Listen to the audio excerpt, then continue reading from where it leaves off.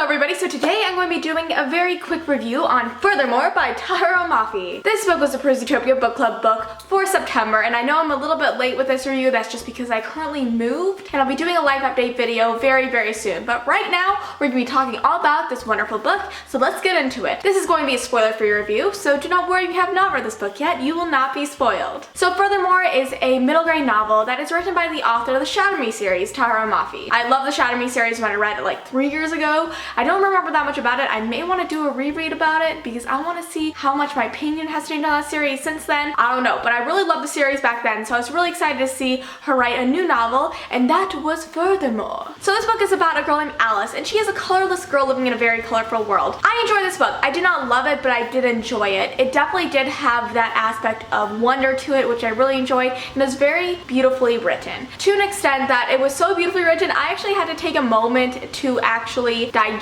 and kind of pull apart the meaning of the sentence she wrote, just to make sure I understood the whole entire meaning of it, which is not bad. It just kind of slowed down my reading with it. Some people read this book really fast, I've noticed, and some people have read it a little bit slowly like I have. This book is a very enchanting, whimsical, very whimsical, fantastical book. It was definitely different than her Shadow Me series, which is not a bad thing, because her Shadow Me series was a dystopian novel with science fiction elements to it. That was a young adult book, and this is a middle grade fantasy novel. So I expected it to be different, and I did enjoy it. I definitely did like seeing her writing kind of evolve over the past series to this one. I felt like the journey that the characters went on in this book was so amazing and just so intriguing, because the worlds that were created in this novel were just so interesting, and it must have taken Tahereh a very long time to get them all laid out for her so she could present it on the page in a kind of understandable manner. I really enjoyed Alice. She was an amazing, strong, sassy main character that definitely had an opinion for everything, and her companion in this novel is also great. He was definitely